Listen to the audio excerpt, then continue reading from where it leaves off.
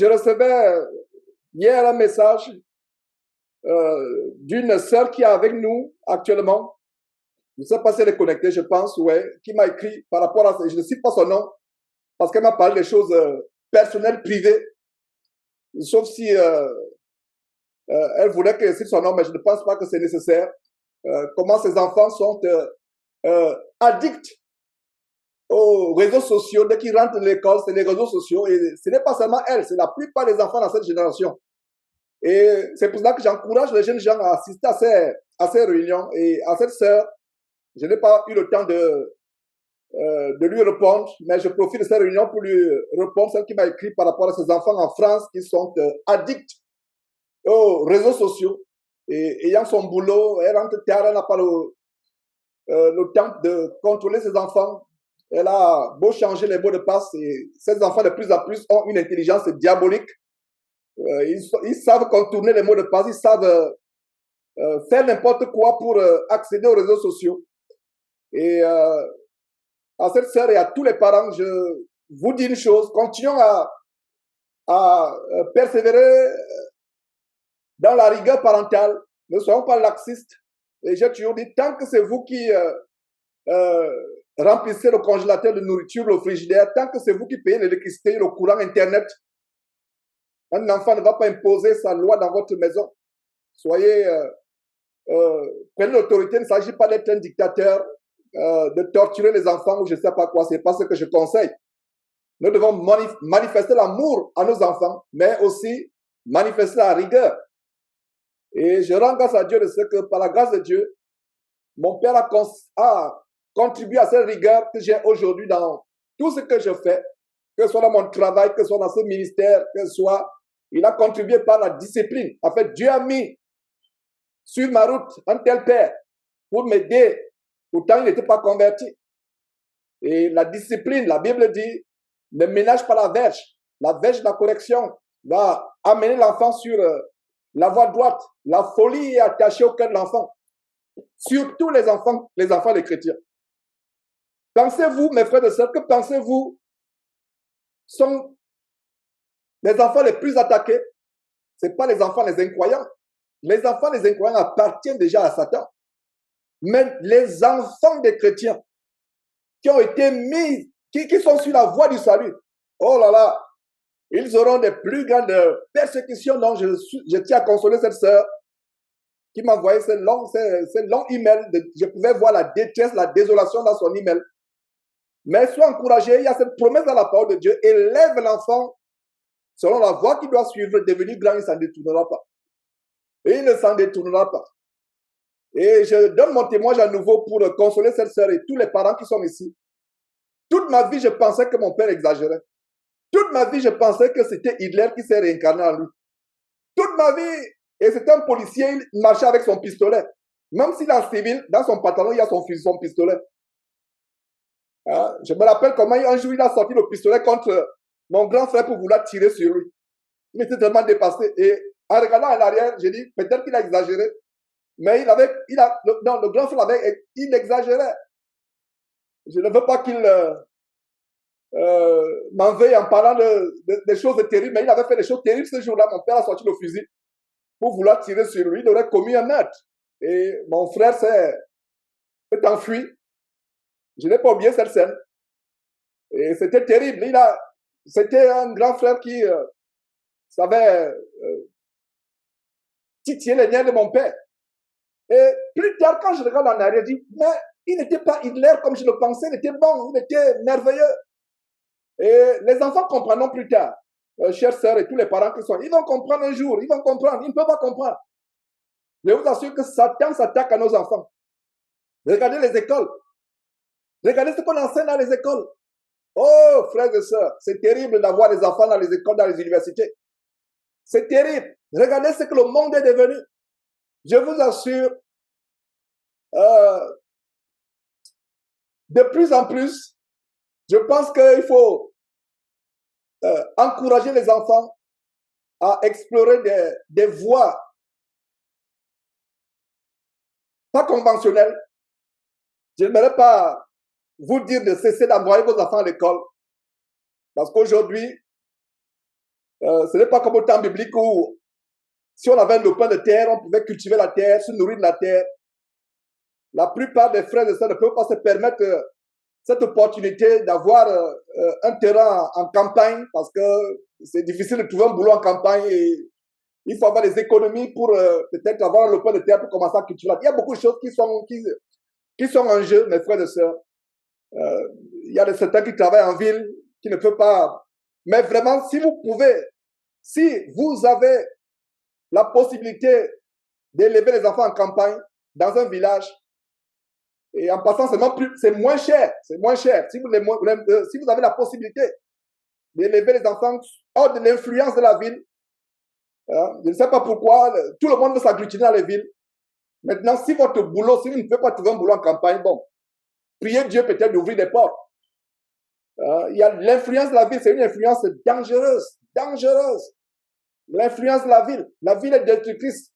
La ville a commencé avec Babylone. Si vous ne le savez pas, la ville a commencé dans la vallée de Shinéar. La ville a commencé avec Nemrod, avec la tour de Babel.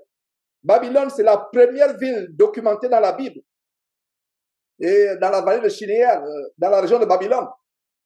Ce n'était pas le plan de Dieu qu'on vive dans les villes.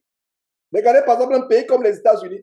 Quand vous allez, par exemple, quand vous voyagez, rien qu'à travers le Texas, vous voyez des étendues de terre, des étendues et des étendues, des étendues, des étendues de terre à perte de vue. Personne n'y habite. Il y a des endroits où vous pouvez même, avec 5 000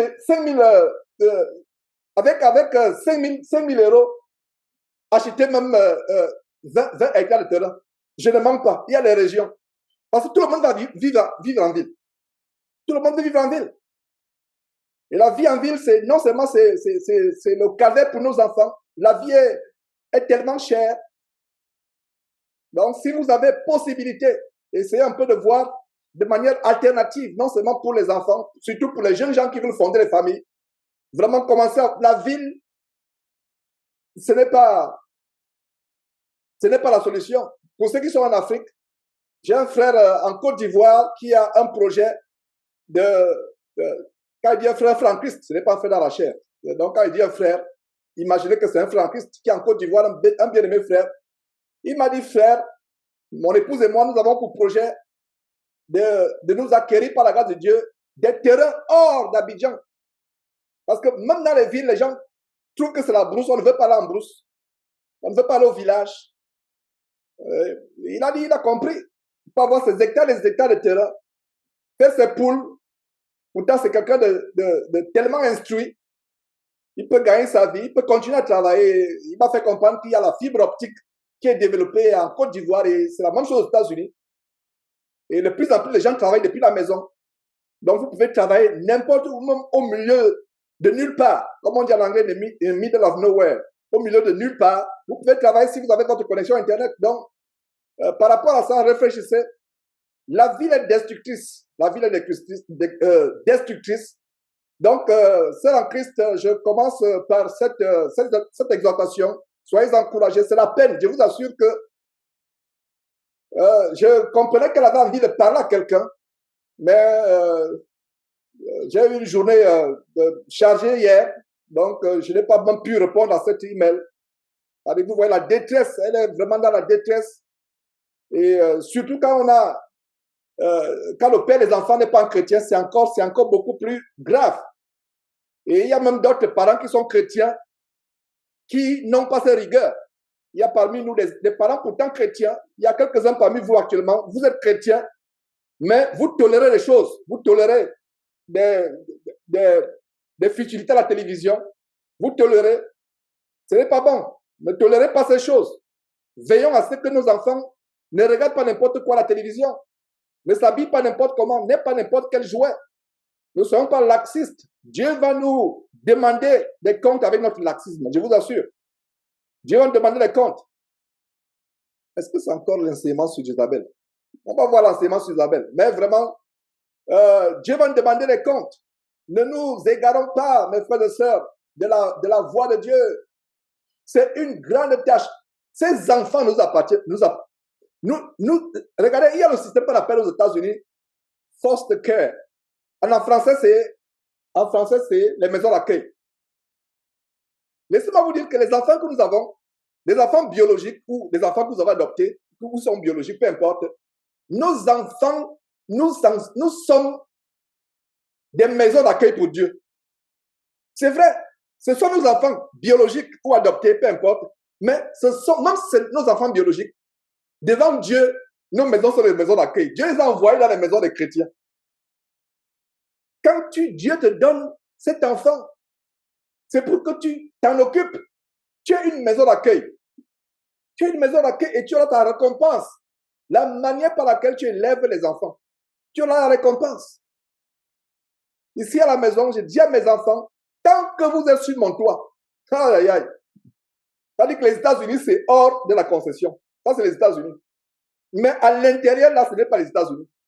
Donc, il n'y a pas vos affaires que non, l'Amérique, etc. Non. À l'intérieur, maintenant, sortez. Si vous êtes majeur, vous vous mariez, vous êtes libre de faire de votre vie ce que vous voulez. Mais tant que vous êtes sous ma responsabilité, vous ne faites pas à votre tête. Vous ne... Non. C'est moi qui donne la discipline. Et je m'adresse aux parents chrétiens qui sont parmi nous. Prenons nos responsabilités. Est-ce que vous savez la stratégie numéro 1 aux États-Unis? C'est la destruction de l'autorité parentale. Ça a commencé avec l'esclavage. Je ne vais pas tenir un discours qui a des connotations raciales ou racistes. Dans le corps de Christ, il n'y a pas de blanc, rouge, noir, vert, etc., brun ou peu importe. Nous sommes tous en Christ. Mais il y a un projet depuis l'esclavage, autant l'esclavage, c'est de casser l'autorité parentale dans la maison des Noirs. Et on peut voir comment, mes frères et sœurs, la différence entre les Noirs américains et les Noirs comme nous venus d'Afrique. On peut voir la différence. On voit, même partout où on va, il y a les gens qui ont le courage de dire que non, la manière par laquelle vous éduquez vos enfants, ce n'est pas comme... Ils voient. Et c'est général. Les Africains d'Afrique qui sont venus d'Afrique, sauf ceux qui sont devenus plus que les Noirs américains, parce qu'il y a les Africains ici, quand je les regarde, je dis, mais vous avez dépassé les Noirs américains. Ils ont grandi, ceux qui sont venus ici par l'esclavage, pas tant qu'hommes libres.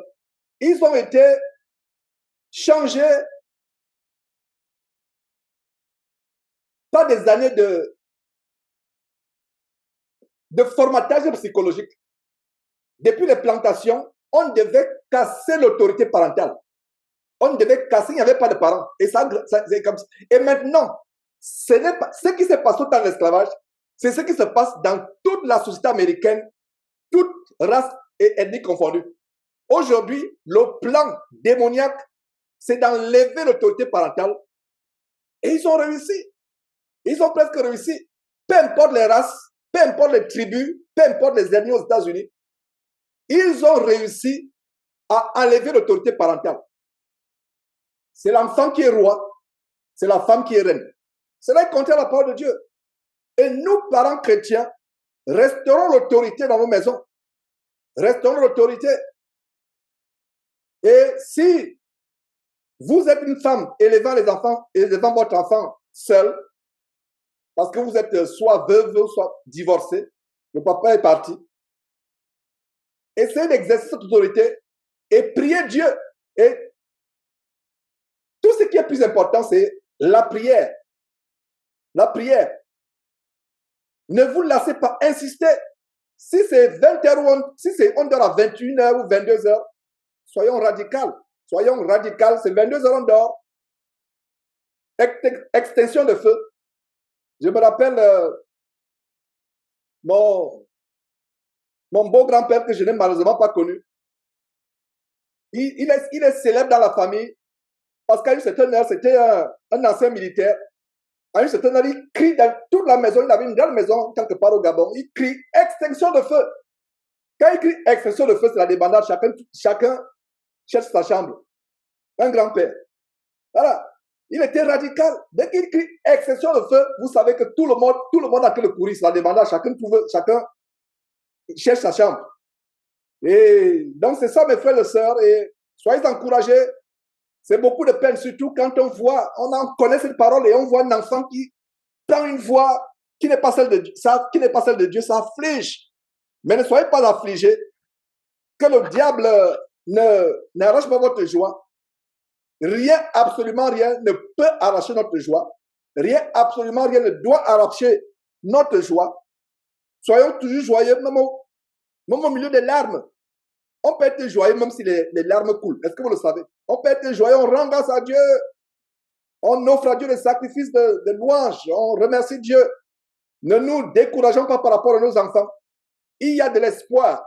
Celle qui m'a écrit, et vous toutes qui m'écoutez, pas vous toutes seulement, mais nous tous qui écoutons ceci, il y a de l'espoir par rapport à nos enfants. Mais pendant qu'il y a espoir, faisons notre part. Ne soyons pas laxistes avec les réseaux sociaux, avec la télévision, avec les fréquentations, avec ceci et cela. Nous devons savoir les amis de nos enfants. Et de plus en plus, les amis qui ne sont pas physiques. Est-ce que vous savez qu'il y a des enfants dans les familles chrétiennes qui sont liés d'amitié avec des pédophiles sur Internet? Des enfants des familles chrétiennes qui sont liés d'amitié avec des pédophiles. Certains ont réussi à abuser des enfants. Vous ne savez pas qui. De plus en plus, dans les familles chrétiennes, les enfants sont étrangers et les enfants ne savent même plus, les parents ne savent même pas qui sont ces enfants. Vous ne connaissez pas qui sont vos enfants. Vous le nourrissez, vous l'habillez, il est logé, il va à l'école, mais vous avez un étranger ou une étrangère dans votre maison. Donc faisons un effort de nous impliquer dans l'éducation de nos enfants. Faisons un effort de savoir ce qu'ils font. Même si on est fatigué comment. Parce que la vie, surtout la vie en ville, même au village peut être difficile. On travaille à longueur de journée, on rentre tard, on est fatigué, on n'a pas le temps de regarder ce que l'enfant a fait à l'école. La chair est faible, c'est excusable. Mais à un moment, prenons le temps de nous impliquer. Ce n'est pas par hasard que je commence par ceci et que j'insiste. Prenons le temps de nous impliquer dans la vie de nos enfants. Nos enfants sont précieux. Regardez le monde. Je vous assure que parmi tous ces enfants que Dieu nous a donnés, mes enfants, mes frères, quelle joie de savoir que un parmi eux pourra prendre la relève. C'est la même joie que vous aurez de savoir que votre enfant pourra prendre la relève de l'évangile si le Seigneur Jésus ne revient pas entre temps. Parce que personne ne sait quand est-ce qu'il va revenir lui-même. Reviendra-t-il aujourd'hui, demain, après-demain, dans 1 an, dans 6 mois, dans 2 ans, dans 50 ans, nous ne savons pas. Tant qu'il n'arrive pas, préparons la relève. La plus grande chose qui peut arriver, c'est que vous formiez un enfant, un garçon ou une fille qui craint Dieu. Peu importe. L'enfant est devenu sénateur. Je voulais sortir un mot désobligeant, mais je me retiens. Ça m'importe peu. L'enfant est devenu, je ne sais pas, un grand médecin, ça ne m'importe pas. L'enfant est devenu ceci, ça ne m'importe pas. L'enfant nettoie les toilettes du grand magasin Carrefour ou Walmart aux États-Unis, mais craint Dieu. Oh là là! J'ai dit, Seigneur Dieu, j'ai réussi. Ça ne m'importe pas. Est-ce que ce sera mauvais qu'on ait un enfant qui est dentiste, un enfant qui est peut-être architecte? Non, ce n'est pas mauvais, ne me comprenez pas mal. Mais je préfère 1 milliard de fois que mon enfant nettoie les toilettes d'un magasin public. Si vous pouvez savoir comment sont les magasins publics, je vous assure, ceux qui travaillent, je leur tire du chapeau. Il faut être courageux. Et vous voyez des personnes, quand vous voyez quelqu'un travailler, des fois, vous voyez un vieillard qui travaille dans les toilettes, vous sentez que non, il a besoin de nourrir sa famille. Oh là là, c'est un homme honorable. Je préférerais 1 milliard de fois, Dieu m'est témoin, 1 milliard de fois, que mon enfant soit le dernier de la société, mais qu'il ait la crainte de Dieu. À quoi tous les diplômes, regardez, combien j'en ai eu. Si j'alignais tous mes diplômes que j'ai eu jusqu'ici aux États-Unis, un mur, je remplirais tout un mur avec les cadres de diplômes. Ils sont emmagasinés quelque part. Je vais me constater que certaines vitres sont cassées. J'alignerais tout un mur. Mais ça sert à quoi? Tu as tous les diplômes. Tu as tous les...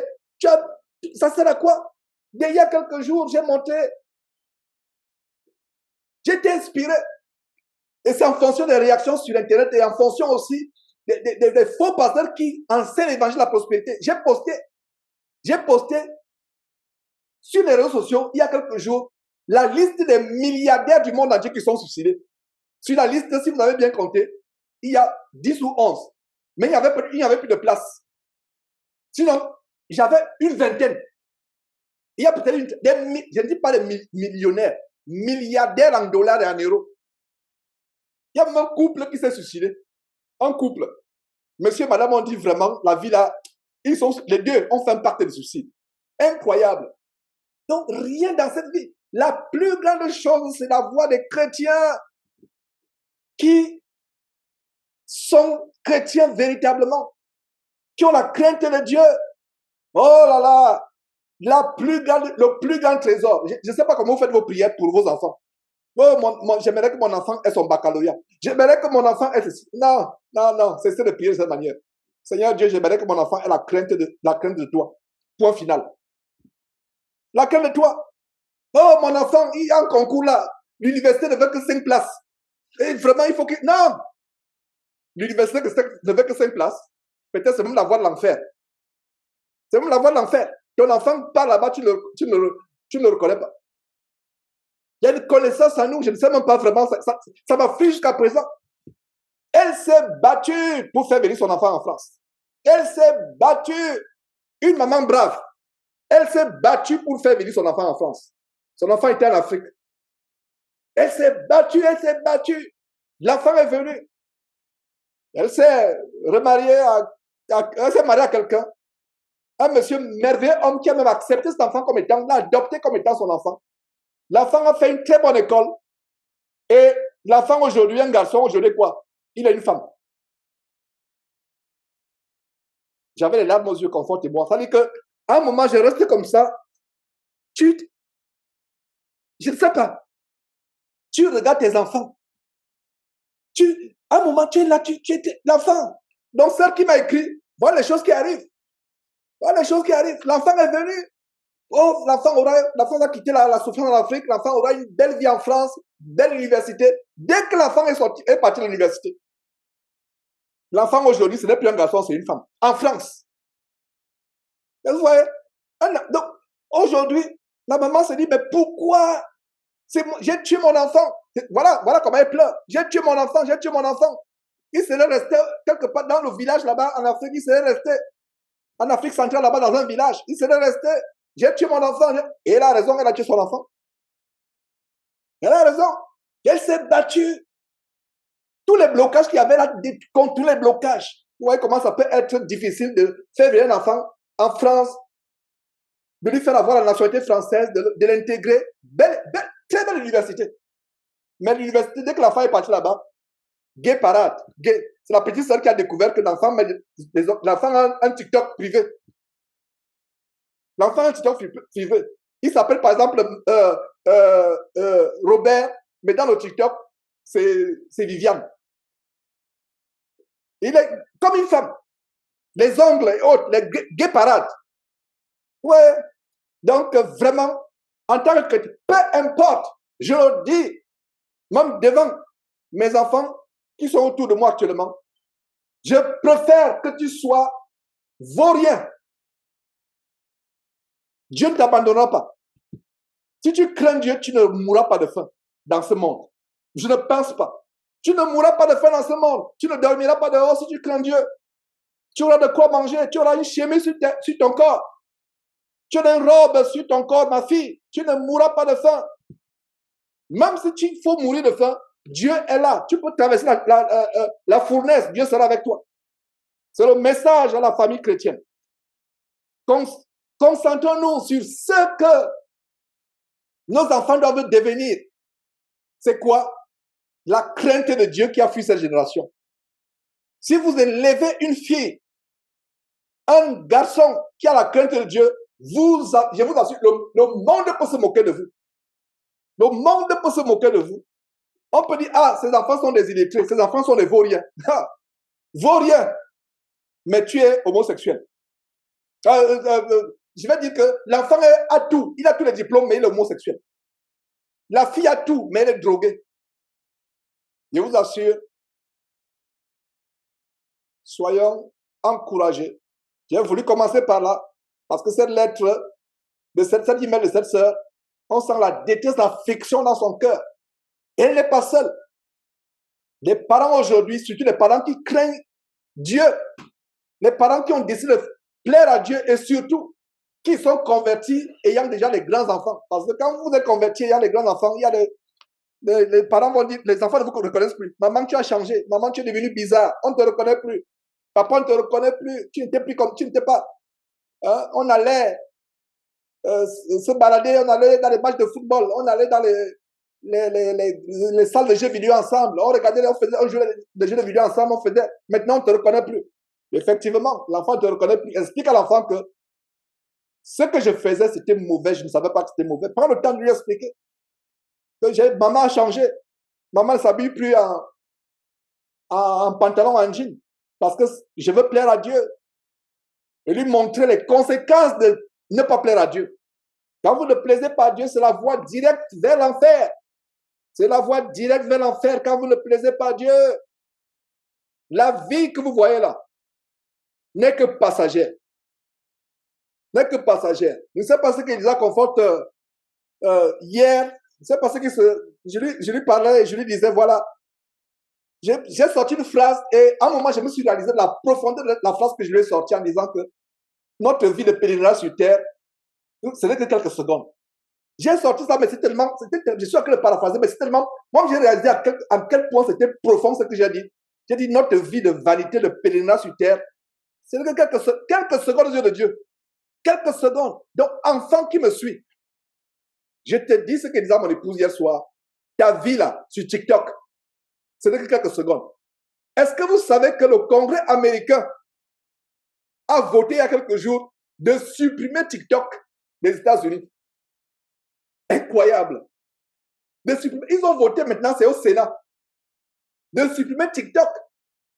Mais il y a des enjeux politiques, il y a des enjeux stratégiques, le conflit avec la Chine, je comprends, je ne vais pas entrer dans ces détails de géostratégie politique, non. Mais il y a des rivalités avec la Chine qui, soi-disant, vole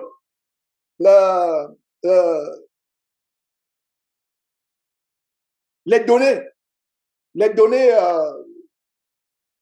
informations, des données privées, les informations des citoyens américains, et font aussi le lavage de cerveau. Et j'ai à cœur de faire une émission où je fais un montage du TikTok chinois et du TikTok du reste du monde. C'est-à-dire que un tableau, ce sera d'un côté les vidéos du TikTok chinois, l'autre côté TikTok reste du monde. En Afrique, c'est quoi? C'est des comédies. Des gens qui font des concours de gloutonnerie. Des femmes, des filles à longueur de journée qui tournent les fesses, que ce soit aux États-Unis. Donc, tu vois, on a regardé une vidéo, une compilation de TikTokers. Vous savez, le démon de l'oisiveté. Des jeunes garçons américains, des jeunes filles américaines sont là. Elles font le concours de la personne qui va tirer la langue qui va sortir comme une vache. Et à un moment, quand vous regardez ça, vous dites, ouais, ça c'est quoi ça? Vous voyez les démons à la manifestation. L'enfant est oisif, l'enfant est là. Maintenant, tourne la langue. Ils sont les concours de qui va sortir la langue qui va devenir plus grosse. Vous regardez ça, vous dites, ça c'est quoi ça? Regardez la génération. TikTok chinois, c'est quoi? Comment faire une expérience chimique? Comment faire ceci? Comment monter une voiturette ou je ne sais pas, monter un moteur, faire un robot, bref. Tout ça, c'est la vanité. Que les robots et autres, ça l'amène au ciel. Mais quand même, c'est quelque chose d'utilitaire. Les TikTok du reste du monde, c'est la nudité. Regardez les TikTok en Afrique. En Afrique. Je suis même surpris qu'en quelques jours, il y a 1000 personnes qui suivent ce que je publie sur TikTok. Il y a même quelqu'un qui a je pense que j'ai, par la grâce de Dieu, amené quelqu'un à la conversion, un TikToker. Par son commentaire, il a été tellement reconnaissant. Et je rends grâce à Dieu, c'est que si cette âme est véritablement convertie, le compte TikTok n'a pas été en vain. Aujourd'hui, écoute-moi très bien. Si les enfants de cette sœur en Christ qui m'a écrit m'écoutent, écoutez-moi très bien, je vous dis une chose. Écoutez-moi très bien, non seulement ces enfants, si elles m'écoutent, tous nos enfants à nous tous, y compris les miens qui m'entourent actuellement, y compris vos enfants, écoutez-moi, jeunes gens, vous allez regretter ce que je suis en train de dire. Vous allez regretter. Ma prière, c'est qu'il ne soit pas trop tard pour vous. Ma prière, c'est que mes paroles touchent votre cœur. Que vous compreniez que la vie, là, ça va tellement, ça va vite. Aujourd'hui, je peux vous dire une chose. J'ai 55 ans. En novembre, là, j'aurai 56 ans. Mais dans ma tête, je me demande, mais comment les 56 ans, mais comment les 55 là sont passés? Comment les 55 là sont passés? J'ai comme l'impression que je ne comprends pas. Donc, le temps passe vite. Écoute-moi très bien, jeune fille. Tu penses que toute la vie est devant toi. Tu te leurres. Quand en Afrique, on appelait nos parents, en Afrique, je ne sais pas comment ça se passe en Europe, mais en Afrique, on dit le vieux, la vieille.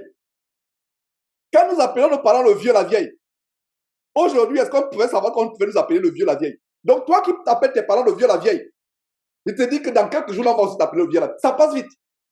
Ça passe vite. Une amie à nous, merveilleuse, nous prions qu'elle soit vraiment convertie.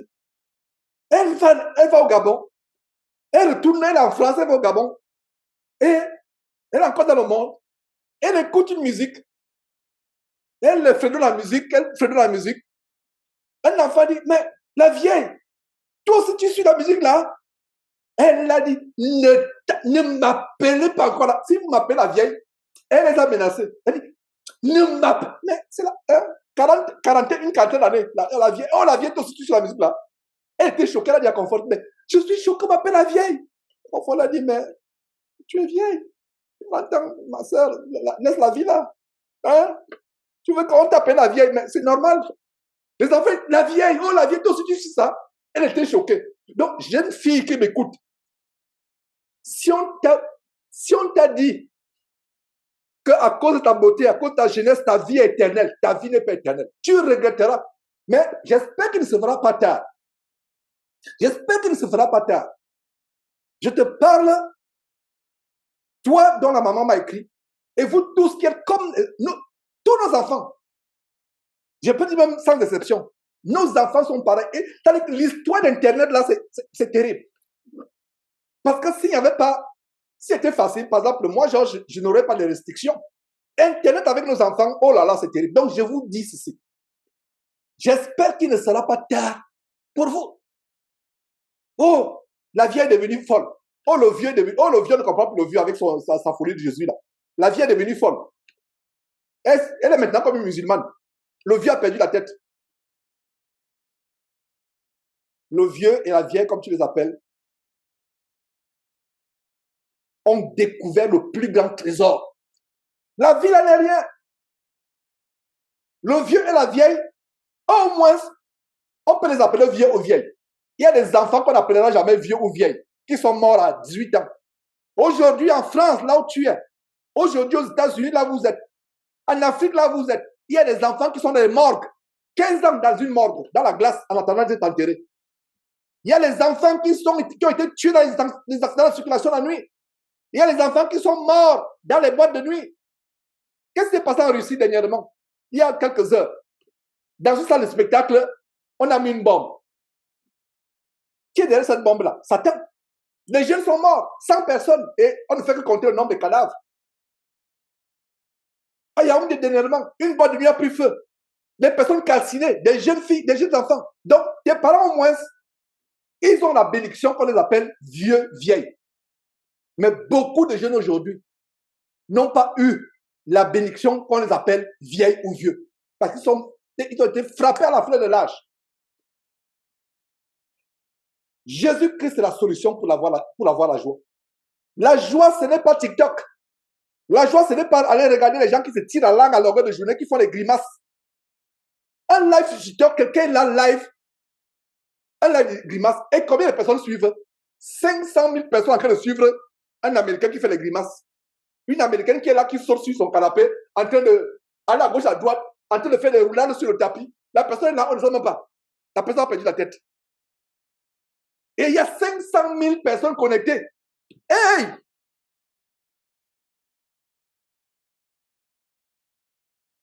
Jeune homme, jeune fille qui m'écoute, écoute-moi très bien.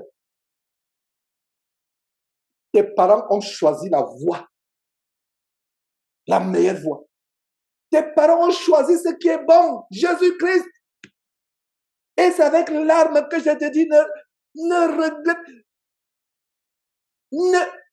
tu pourras regretter un jour. Ce n'est pas la voie de la folie. Tes copines à l'école qui te disent d'aller avoir des copines comme elles. Les copains qui t'encouragent d'aller avoir des filles, de faire le sexe avant le mariage, de regarder les mauvaises choses sur Internet. C'est la voie de la mort. Ne pense pas que la mort arrive seulement aux autres. La mort peut t'arriver. Ne pense pas que la mort arrive seulement aux autres. Ne pense pas que la mort arrive. La mort n'est pas seulement pour les autres. La mort, c'est pour nous tous.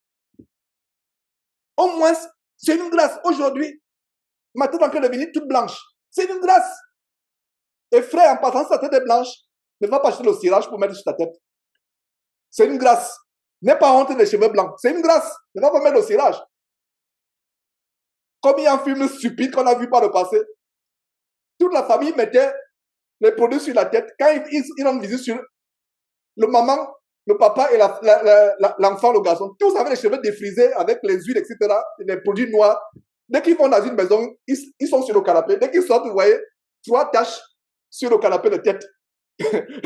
Donc, n'ayons pas honte des cheveux blancs.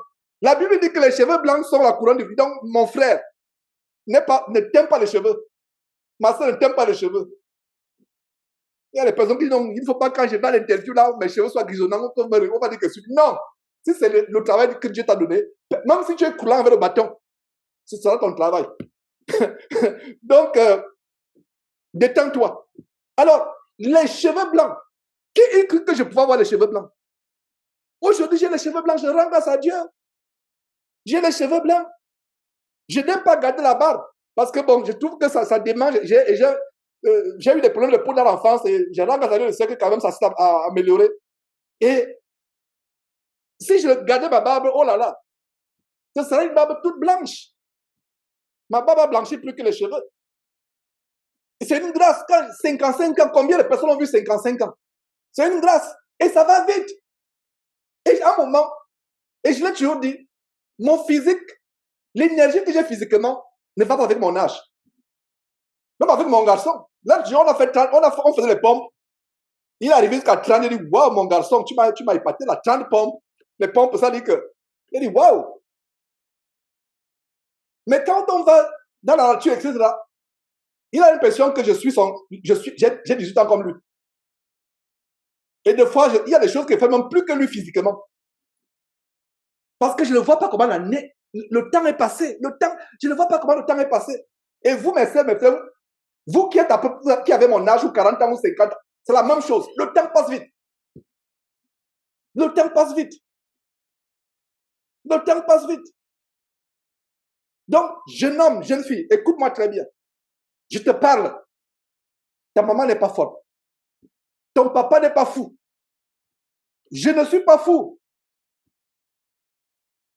Je ne suis pas fou. On va voir tout à l'heure un prophète qui a été envoyé vers le roi pour établir le roi Jéhu, roi.